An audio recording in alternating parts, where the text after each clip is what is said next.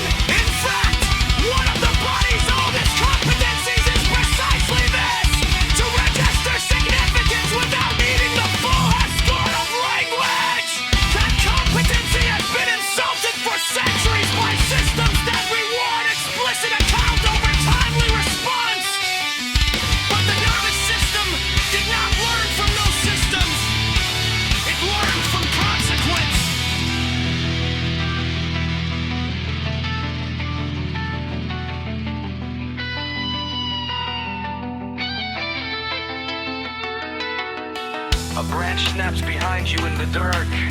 Before you name branch, behind, dark, or even danger, something has already happened. The breath changes. The shoulders gather. The spine votes. The body has moved into consultation with the event before. The mind has a separate and the theory generous enough to call itself understanding. That is not irrationality. That is speed. More than that, it is fidelity to sequence. The world struck the ear before it reached the lexicon. So the body answered in the same order.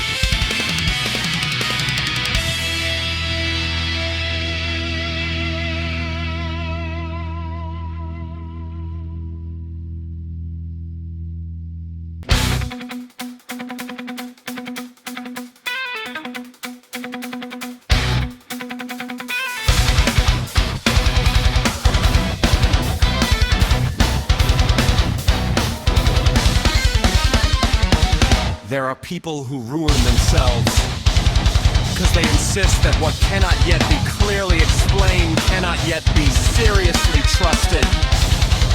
They have been trained into this ruin by prestige.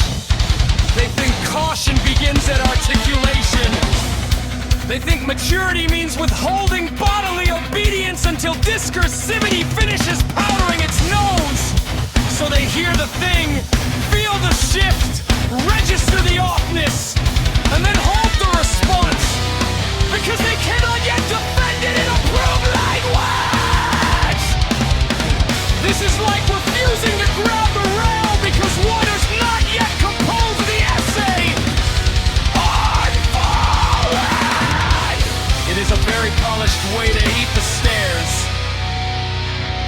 sound before meaning is the counter-doctrine.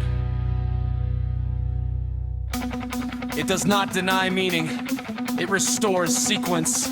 It says, the first duty is not to understand perfectly. The first duty is to register faithfully.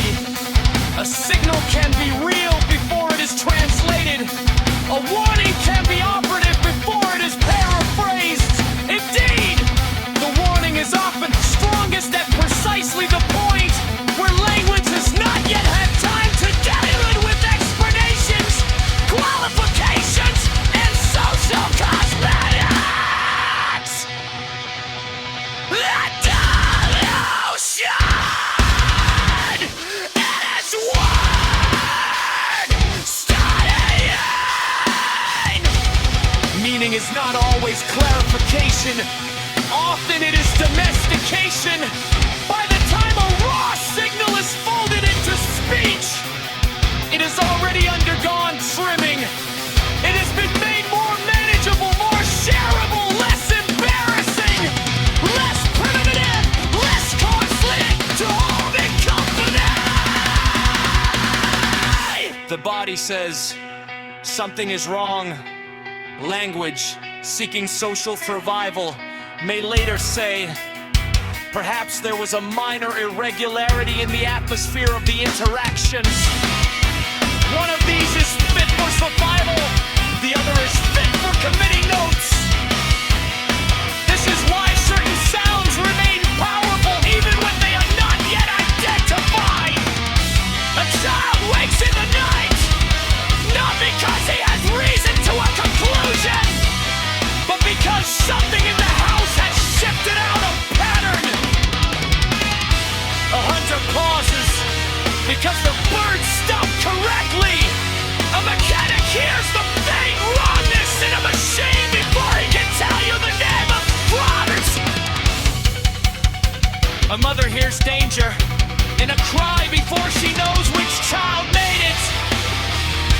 An old man hears a truck coming down the road and says, before seeing it, that something is bad in the engine or bad in the driver.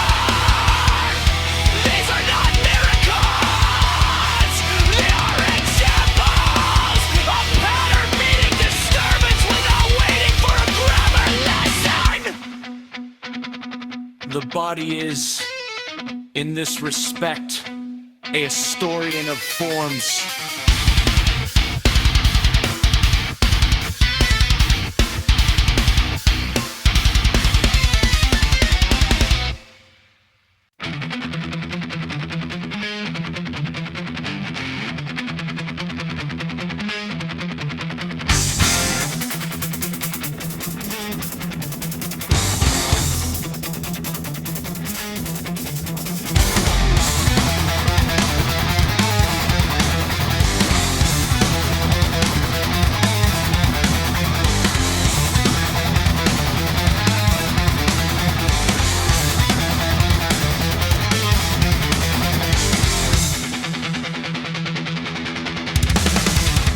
It remembers ordinary rhythm. It knows the expected interval, the familiar weight, the shape of routine, the pressure signature of normal life. Therefore, it can detect anomaly faster than the explanatory mind. Nothing can! Not because it is magical, but because it is continuous with experience at a lower and older level. Thought is episodic. It arrives in sentences.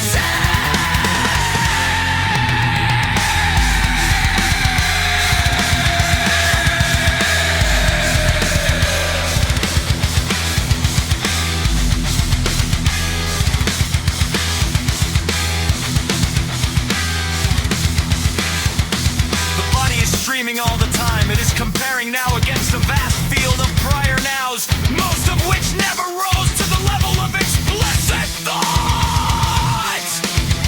When the comparison produces an error signal, that signal may come first as an ease, tightening, turn, stillness, recoil, or sharpened attention.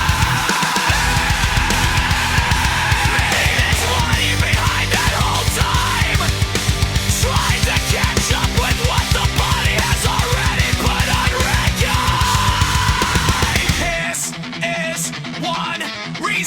false. Sophistication is so dangerous. Is one reason false. Sophistication is so dangerous. Is one reason false. Sophistication is so dangerous. It teaches people to distrust the record until it's notarized after abstraction. It makes them embarrassed to know by feel, by hearing, by angle, by pressure, by change and root tone.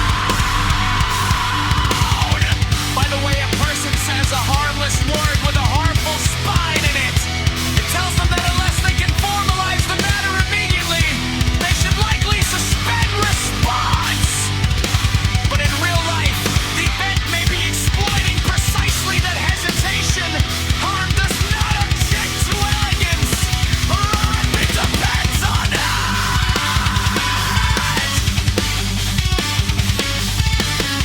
This brings us directly to the operational role of sound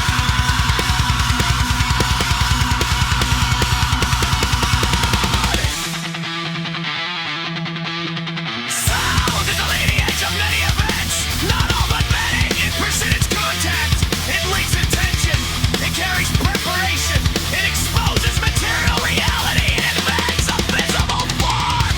A thing being lifted, dragged, owned, dragged, cocked, dropped, opened, entered, broken, approach, trauma released or accelerated or possessed something before it shows up. Sound is therefore non-ornamental data appended to reality. It is reality arriving sideways. It is one of the earliest announcements a world makes when it is about to become different.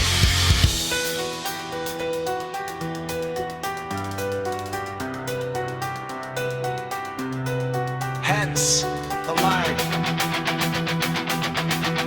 You hear that?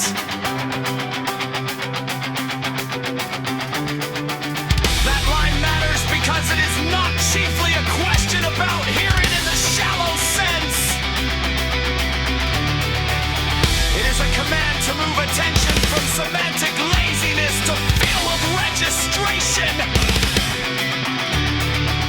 It asks whether one is still available to first crunch reality, or whether one has become so language twang. Well, fully packaged merely counts as real. A person can have perfectly healthy ears and still fail. The problem is not acoustic intake. The problem is whether the organism lends authority to arrive at best foundation.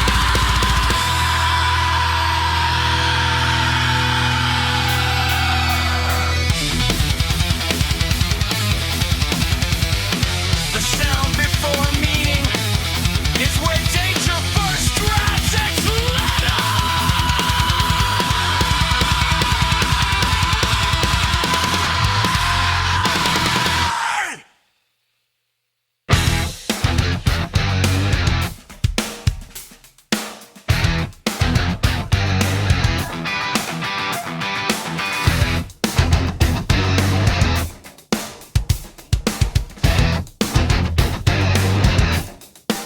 And not only danger, opportunity too. The same structure applies more broadly than the tiger field, though the tiger field clarifies it with special force.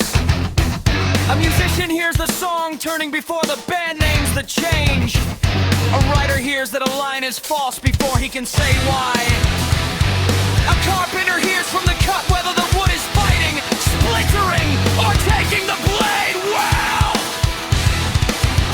A teacher hears in a student's laugh whether the room has gone with him or turned against him. A lover hears distance entering the voice with before the conversation that will later claim to explain it. In every case, it sounds L-shaped before discourse. There's a doubt.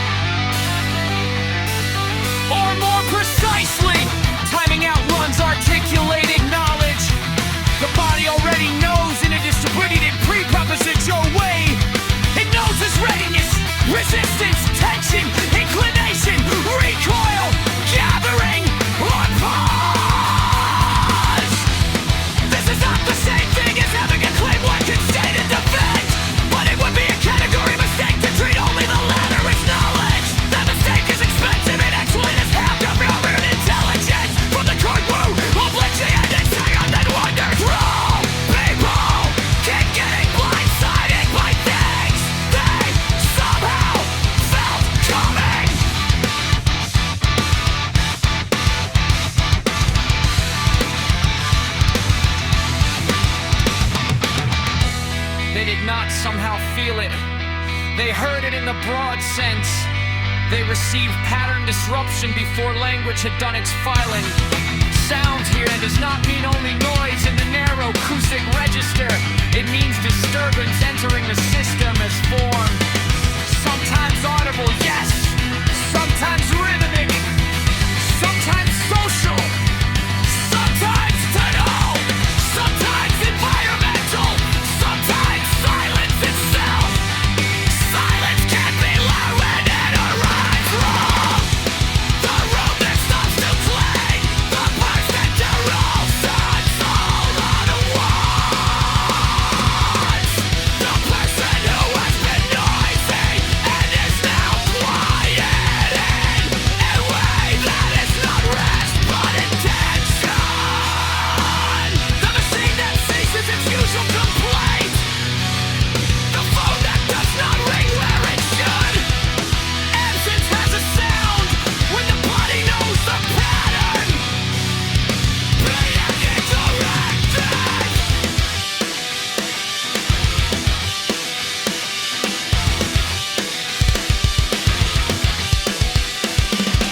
This is why all people often sing spooky to the young. They are not always spooky. They are often simply less alienated from pattern. They have heard enough weather, enough voices, enough message, enough prayers, enough noise, enough apologies, enough thoughts, enough flaws, enough goodbyes, enough morning air, enough hospital hallways, enough kitchen silences, enough dogs barking the wrong way, enough pauses at the end of names. That they can then take the ship sooner. They may not explain it elegantly. Sometimes they explain it simply. But elegance is not the measure. Early registration is.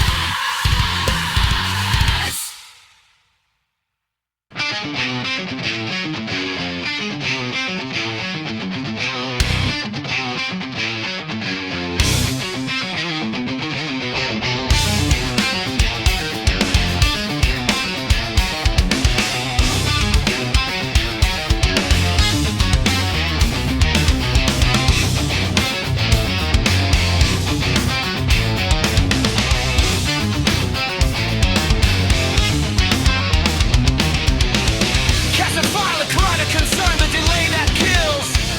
This file concerns one of the earliest sites where that delay can be prevented. If sound is granted its proper authority, the body may respond before meaning finishes dressing itself as certainty. If sound is denied that authority, then interpretation takes the wheel too early and too proudly. The result is often the same old tragedy.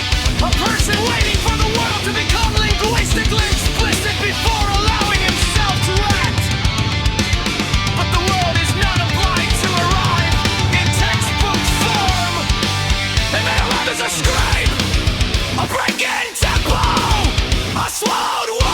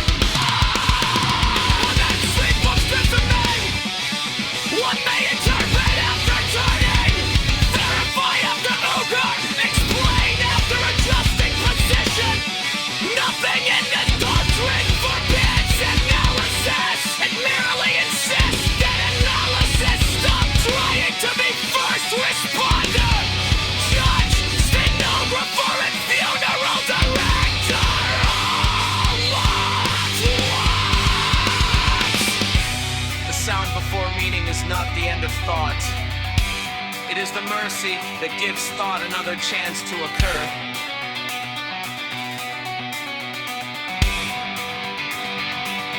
That is the cure!